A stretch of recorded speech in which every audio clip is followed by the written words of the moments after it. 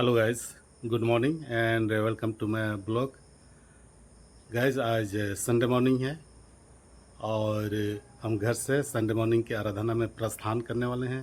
Guys आज हमारे Khunti Paris में नए पुरोहित मार्शलन तिड़ू कल योगदान कर चुके हैं और आज उनके द्वारा ही आज की आराधना संपन्न की जाएगी। आइए उस आराधना में आप लोगों को मैं ले चलता हूँ।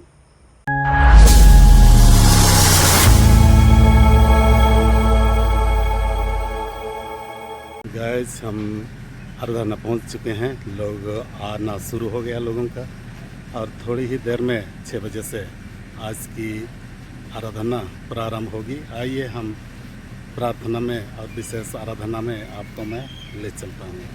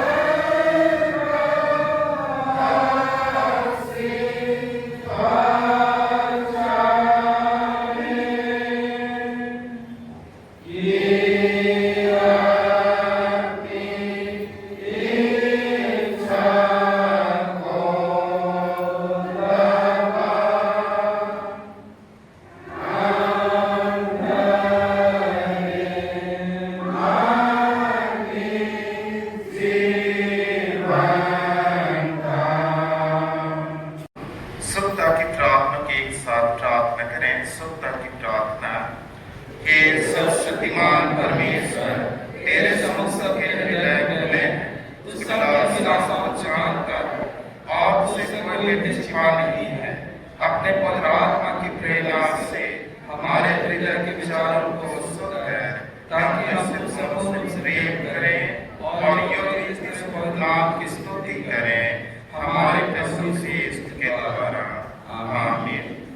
आदि के मनुष्यों को एक ही लहू से सारी पृथ्वी पर वास करने उत्पन्न किया और अपने धन्य पुत्र उसने भेजा जो दो जन निकट हैं, दोनों को मेल का प्रचार करे। ये प्रभु सुसमाचार प्रचार में जो भी रुकावटें विघ्न मनुष्य को तोड़कर और इतने वचन प्रचार में लगे हो उसके रक्षाकर उसे हमारे ख्रीस्त के द्वारा समाचार अध्याय 10 और उसके 25वें पद से। और देखो एक व्यवस्थापक उठा और यह कहकर उसकी परीक्षा करने लगा, हे गुरु, अनंत जीवन का वारिस होने के लिए क्या करूं? उसने उसे कहा, व्यवस्था में क्या लिखा है, तू कैसे पढ़ता है? उसने उत्तर दिया, तू प्रभु अपने परमेश्वर को अपने सारे मन और अपने सारे प्राण और अपनी सारी शक्ति और अपनी सारी बुद्धि के साथ प्रेम रख और अपने पड़ोसी से अपने समान प्रेम रख। और उसने उससे कहा, तूने ठीक कर दिया, यही कर तो तू जीवित रहेगा। परंतु उसने अपने आप को धर्मी ठहराने की इच्छा से यीशु से पूछा, तो मेरा पड़ोसी कौन है? यीशु ने उत्तर दिया, एक मनुष्य यरूशलेम से यरीहो को जा रहा था और डाकुओं ने घेर कर उसके कपड़े उतार दिए और मार पीट कर उसे अपमानक छोड़कर चले गए। और ऐसा हुआ कि उसी मार्ग से एक याजक जा रहा था, परंतु उसे देख के कतरा कर चला गया। इसी रीति से एक लेवी उस जगह पर आया, वह भी उसे देख के कतरा कर चला गया। परंतु एक सामरी यात्री वहां आ निकला और उसे देखकर तरस खाया। उसने उसके पास आकर उसके गांव पर तेल और दाखरस डालकर पट्टियां बांधी और अपनी सवारी पर चढ़ाकर सराय ले गया और उसकी सेवा टहल की। दूसरे दिन उसने 2 दीनार निकाल कर सराय के मालिक को दिए और कहा, इसकी सेवा टहल करना और जो कुछ तेरा और लगेगा वह मैं लौटने पर तुझे भर दूंगा। अब तेरी समझ में जो डाकू में घिर गया था, इन दिनों में से उसका पड़ोसी कौन ठहरा? और उसने कहा, वही जिसने उस पर दया की। यीशु ने उसे कहा, क्या तू भी ऐसा ही कर। यह प्रभु यीशु ख्रीस्त का सुसमाचार है। त्रिएक परमेश्वर पिता पुत्र और पवित्र आत्मा के नाम में आगे बढ़ जाएंगे। आज हम फिर से एक बार परमेश्वर पिता को धन्यवाद कि परमेश्वर ने ये सुंदर समय हमें दिया कि सुबह के समय में परमेश्वर के चरणों पर आकर के उसकी स्तुति महिमा करें, पूरे सप्ताह में समझ के धन्यवाद दें। और आज हमारे लिए जो यंत्र पाठ के अनुसार चिंतन मनन के जो विषय है वो है, मेरा पड़ोसी कौन है। मेरा पड़ोसी कौन है, यही आज हमारे लिए ध्यान करने का, मनन करने का विषय है। हम इस दुनिया में क्या देखते हैं, कभी कभी लोग क्या करते हैं, कई प्रकार का सवाल कभी कभी जानबूझ करके किसी से पूछा करते हैं, इसलिए कि ये जानता है कि नहीं, या तो क्या जवाब देगा। ये सारी बातों को टटोलने के लिए कभी कभी लोग जानबूझ करके सवाल क्या करते हैं, पूछा करते हैं। तो इसी प्रकार प्रभु ख्रीस्त के साथ भी हुआ था। उनसे भी पूछा जाता है कि मेरा पड़ोसी कौन है करके, यही सवाल जानबूझ करके प्रभु से भी क्या क्या पूछा गया। यीशु को बातों में एक प्रकार से उलझाने के लिए या तो उसको फंसाने के लिए अक्सर ऐसा प्रश्न किया करते थे। ऐसे समय में यीशु क्या करता था, सीधे उनको जवाब ना देकर के उन्हीं से दूसरे ढंग से पूछा करता था। सीधे उत्तर ना देकर के उन्हीं से सवाल करता था और साथ ही साथ बहुत सारे सवालों का जवाब प्रभु ख्रीस्त दृष्टांतों के माध्यम से उत्तर उनको देता था। दयालु सामरी का दृष्टांत भी ऐसे ही, वो जो व्यक्ति यीशु से पूछा कि मेरा पड़ोसी कौन है, उसको उसको इस दृष्टांत के माध्यम से प्रभु ने क्या किया, उत्तर दिया, जवाब दिया। और ये दयालु सामरी की घटना को, दृष्टांत को बताया, सुनाया, जो यीशु से पूछ रहा था मेरा पड़ोसी कौन है।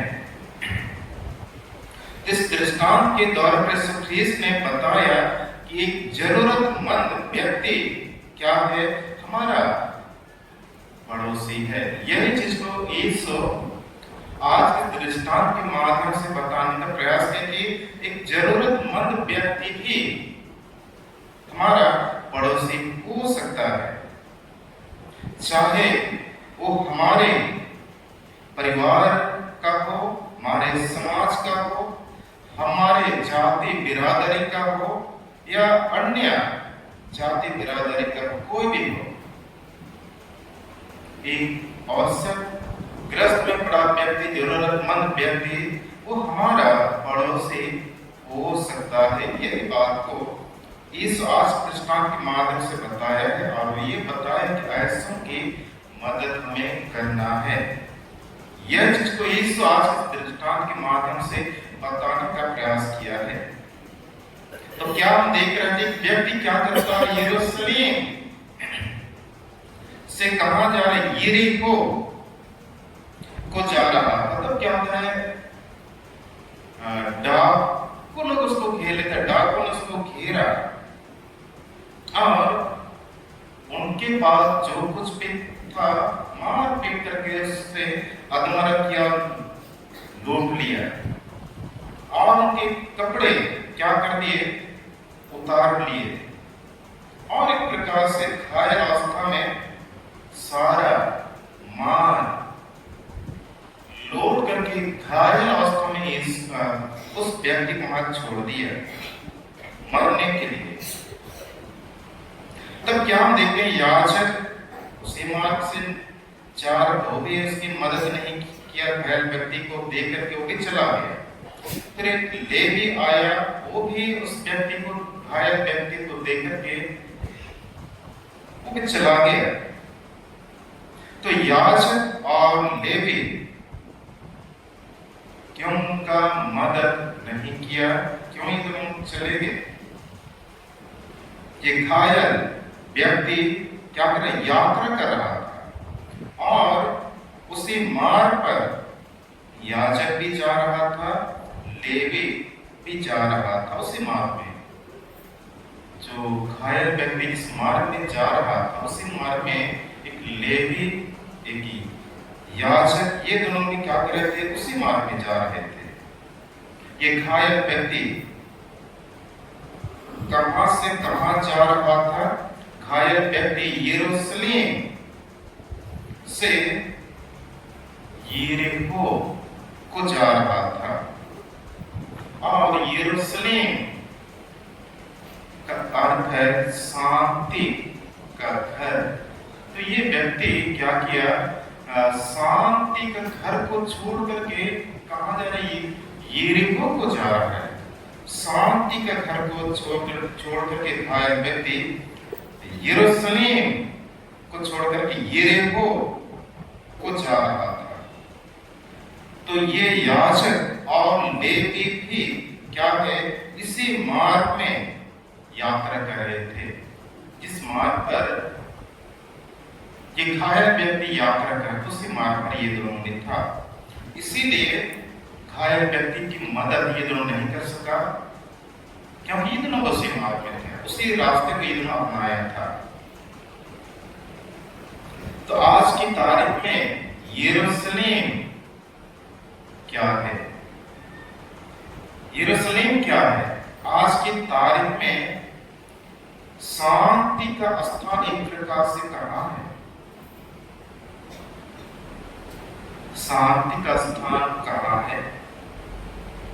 आज की तारीख में शांति का स्थान परमेश्वर की संगति है। परमेश्वर की संगति आज की इस तारीख में हम कह सकते हैं कि वही शांति का स्थान है। परमेश्वर की संगति, शांति का स्थान, परमेश्वर की संगति हमारा यरूशलेम हो सकता है, और ये हमारा कलीसिया एक प्रकार से शांति का स्थान होना चाहिए। आज तक हमारा कलीसिया यरूशलेम होना चाहिए, शांति, मेल मिलाप और प्रेम का स्थान होना चाहिए। लेकिन आज अगर हम विचार करें तो आज हम यरूशलेम बनाए हैं, हम क्या बनाए हैं? शांति का स्थान को। ये हमें अपने आप में हमें विचार करने की आवश्यकता है। कहीं हम भी इस घायल व्यक्ति के जैसा यरूशलेम को आज हम छोड़ तो नहीं दिए हैं, जो शांति का स्थान होना चाहिए, उस स्थान को हमने अशांति का स्थान तो बना के नहीं रखा है।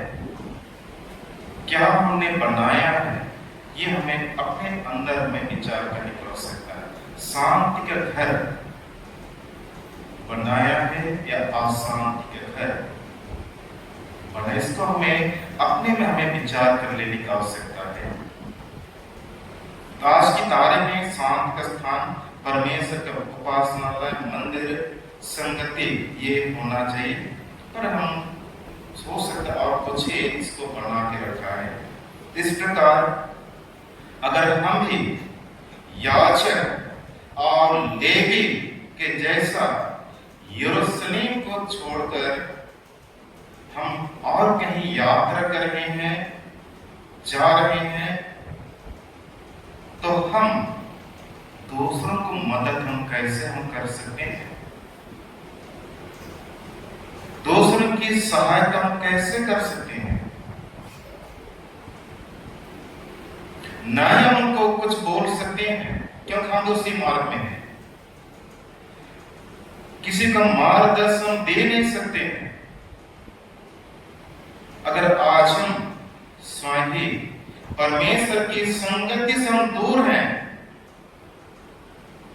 गिरजा बिंदु से हम दूर हैं, कलीसिया की संगत से दूर हैं, तो कैसे हम दूसरों का बोल सकते हैं कि गिरजा आना है, कलीसिया की संगत में संगति करना है?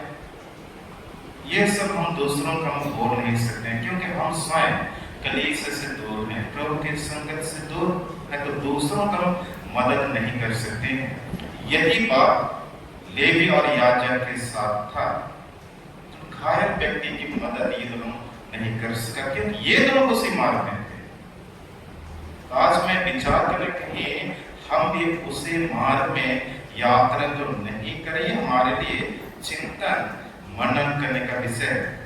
अगर आज हम स्वयं ये परमेश्वर की संगत से, गिरजा से, कलीसिया की संगत से दूर है, तो कैसे हम दूसरों को कलीसिया की संगति में आने के लिए, गिरजा आने के लिए, कलीसिया की संगति में होकर प्रभु की आराधना के लिए हम बोल नहीं सकते हैं कि घायल व्यक्ति का पड़ोसी कौन ठहरा करके यीशु से पूछता है। ये दृष्टांत बताया, उसके बाद यीशु उस व्यक्ति से पूछते कि उस घायल व्यक्ति का पड़ोसी कौन ठहरा? तो शास्त्र क्या उत्तर देता है? वही जिसने उस पर क्या क्या तरस खाया, वही उसका पड़ोसी ठहरा। क्योंकि ये शास्त्री ये जानना चाहता था या यीशु को परखने के लिए सवाल पूछा था कि मेरा पड़ोसी कौन है जिसकी मैं सहायता कर सकूं। ये दृष्टांत बता करके यीशु उस व्यक्ति से पूछा, बताओ इस घायल व्यक्ति का पड़ोसी कौन ठहरा? तो शास्त्र क्या कहता है? वही जिसने उसकी मदद की, वही उसका केवल पड़ोसी ठहरा। तब यीशु से क्या कहना चाहूंगा? ऐसा ही करो। तो सामर्य के जैसा हम भी क्या करें? दूसरों की सहायता करें। सामर्य के जैसा हम भी दूसरों को हमारे पास जो है वो हम बांट सके, दे सकें, हमारे पास कोई धन नहीं है, संपत्ति नहीं है, लेकिन मीठा वचन, एक प्रेम, ये तो हमारे पास हो सकता है, ये हम बांट सकते हैं।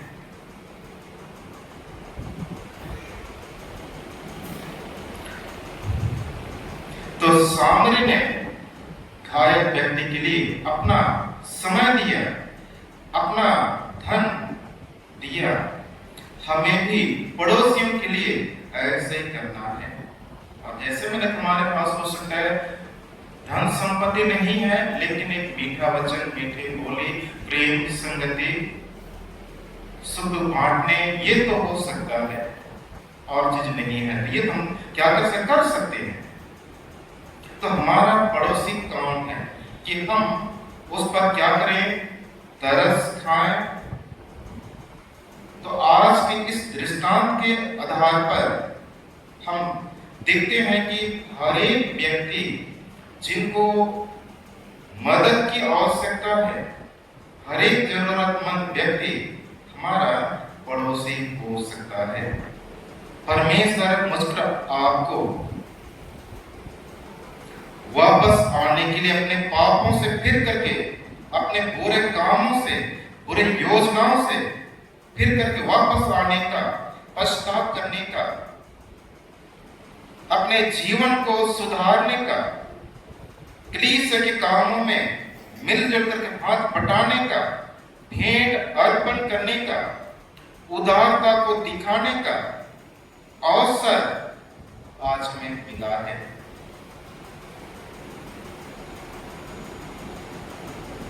वचन सुनने का अवसर हमें मिला है, पर हम उस अवसर को हम किस रूप में हम इस्तेमाल कर रहे हैं, ये हमें विचार करने की आवश्यकता है। इसलिए अवसर का सदुपयोग हमें करना चाहिए। और दूसरी बात, ये व्यक्ति यरूशलेम से निकल करके अकेले जा रहा था। अगर इनके साथ भी और कोई रहता तो शायद डाकू लोग नहीं कर पाते। तो आज में संसार अकेले यात्रा नहीं करना है, तो किसके साथ करें ये आप पूछ सकते हैं। हर समय किसके साथ रहेंगे, कौन हमारे साथ यात्रा करेगा? यह परमेश्वर के साथ में यात्रा कर, हर समय प्रभु के साथ हमें यात्रा हमें करना है, अकेले हमें नहीं करना है। हर समय प्रभु के साथ यात्रा हमें करना है। जैसे गीत अभी याद आ रहा है, लेकिन कंठ से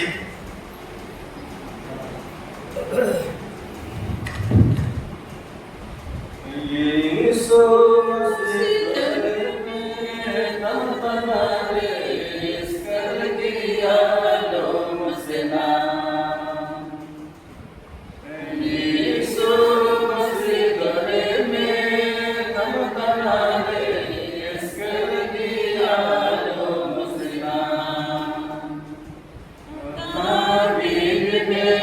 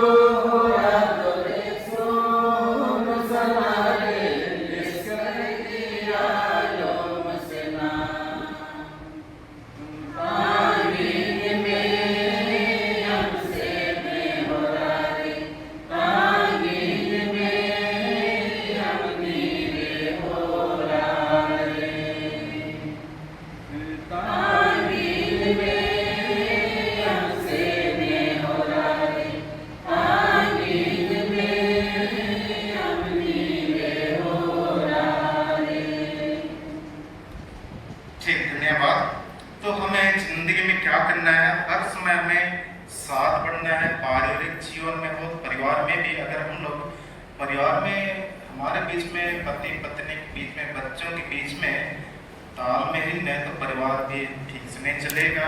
और हमारे कलीसिया में भी अगर हम एकजुट होकर के आगे नहीं बढ़ेंगे, काम नहीं करेंगे, तो कोई भी योजना में, कोई भी काम में हमें सफलता मिल नहीं सकते। अगर हर चीज में हम एकजुट होकर के, एकता में के प्रेम में बने रहकर के हम आगे बढ़ेंगे, तो हर कामों को हम करते हुए परमेश्वर अनंत महिमा के राज में हम प्रवेश करेंगे।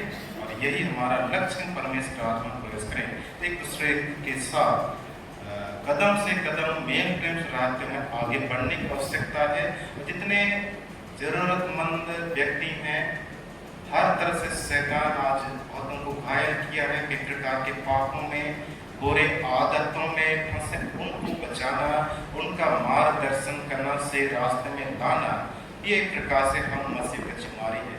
हम प्रयास करें कि इन सारी बातों को स्मरण करते हुए हम एक मसीह जीवन जिए। परमेश्वर हमारी सहायता करें। हेलो गाइस, आज का आराधना यही समाप्त होती है तथा स्वागत समारोह प्रारंभ होती है। महिलाओं द्वारा स्वागत किया जा रहा है।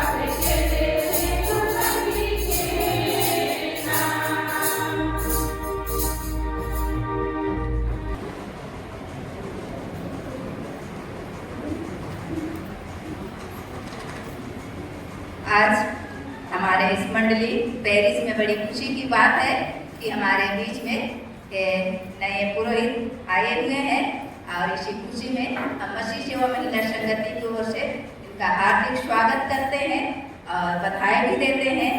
और इस समय हम मसीह सेवा महिला संगति की ओर से बधाई कार्ड इन्हें हम प्रदान करते हैं।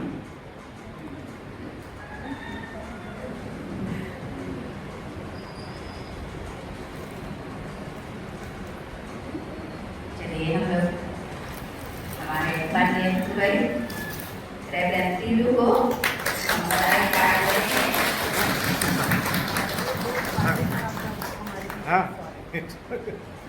और साथ ही पात्रियाइन मिसेस टीलू को भी मसीह सेवा महिला संगति की ओर से बधाई शुभकामनाएं देते हैं।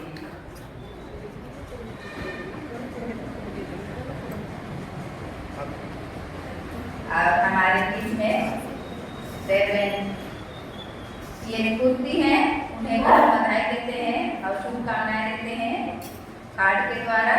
और हमारे बीच में पापा कंडुलना है, रेवरेंड कंडुलना, उन्हें भी हम बधाई और शुभकामनाएं कार्ड के द्वारा प्रदान करते हैं।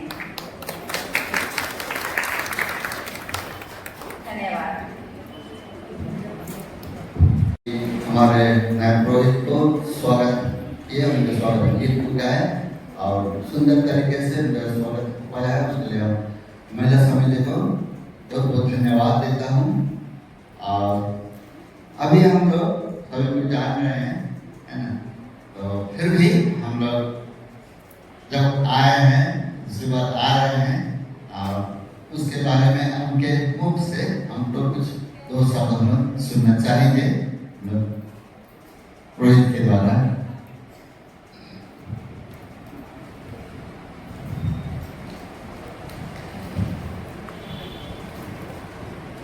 सबको फिर से है आप सबों का सुंदर स्वागत के लिए पुरोहित परिवार की ओर से मैं हार्दिक धन्यवाद देता हूँ। परिचय की जरूरत नहीं है यार, ऐसा लग रहा है बैठे हैं देना होगा, नहीं तो कैसे नहीं चलेगा। ऐसा लग रहा है बैठे हैं। एक उड़ाव पुत्र का कहानी तो सबको जानते हैं ना, उड़ाव पुत्र जैसे आपको अपने को लग रहा है। उड़ाव पुत्र कहीं कहाँ तो चला गया, दूर देश चला गया, खाने पीने वहाँ खत्म हो गया तो फिर बात कर रहे हैं। कुछ वैसे ही लग रहा है। खैर जो भी हो, बहुत फिर नए हैं इसलिए फिर से परिचय दे देना अच्छा होगा सर। मैं पादरी मास्टर टीलू यहाँ रह चुका हूँ, उससे अधिकतर लोग मुझे जानते हैं और अधिक तो मैं नहीं बोलूँगा। क्या अभी टीलू 10 बजे गिरजा है तो बाद में तो परिचय धीरे धीरे होगा। उस समय इतने ही मेरा परिचय है। और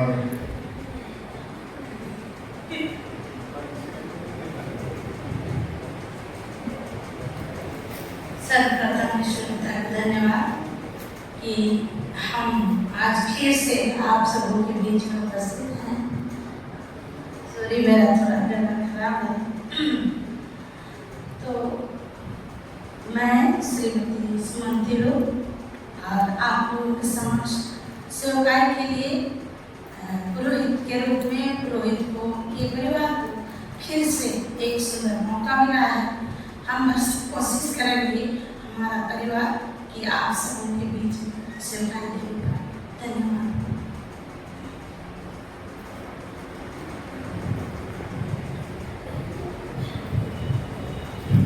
धन्यवाद हमारे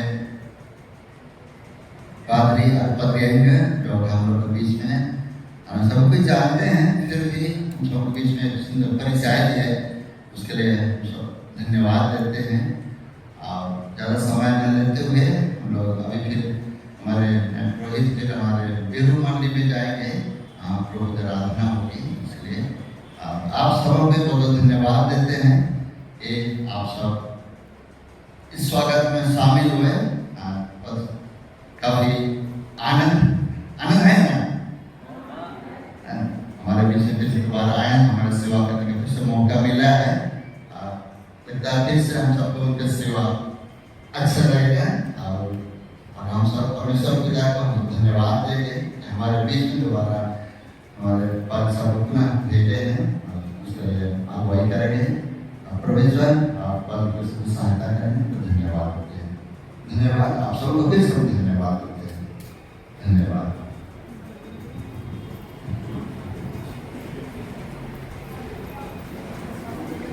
ऐसा करेंगे 1 मिनट, हाँ छोटा सा हम विनती करके हम वही समाप्त करेंगे। अवकाश का आज सबसे निवेदन करते छोटा सा प्रार्थना कर हम आज का ये कार्यक्रम का समाप्त करें। क्या है मनोहर भी बात है जब भाई लोग आपको मिले रहते हैं और उस उत्तम तेल के समान है जो हारून के सिर पर डाला गया और बहते हुए उसकी गाड़ी से होकर के उसके कपड़ों के छोर पर पहुंच गया। स्वर्गीय पिता ऐसा ही प्रेम हम सबको कलीसिया में आप देते हैं।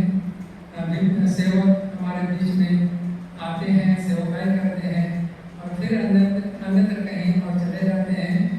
इस तरह से भेड़ों की रखवाली वचन और साक्रामेंट के माध्यम से करते हैं। और आज हम आपका धन्यवाद करते हैं कि मानव पुरोहित मार्शल पेड़ू को हमारे बीच में सेवकाई के लिए काम ले आए हैं। उनके अच्छे स्वास्थ्य के लिए, उनके परिवार के लिए, उनके बेटे के लिए और विभिन्न मंडलियों में जहाँ कहीं भी जाते हैं उनकी सेवकाई के द्वारा बहुत आपकी आशीष उनको इसमें कुटी पास्टेट को मिले। और आज की पहली बार की संगति के लिए हम पुनः आपका धन्यवाद करते हैं यीशु के नाम में, आमीन। तो आपका यीशु साहब एक साथ करेंगे कि यीशु साहब देरी होगी उनको लेकिन आराधना के लिए जाना हमारे बीच में है, हम लोग मिलते रहेंगे।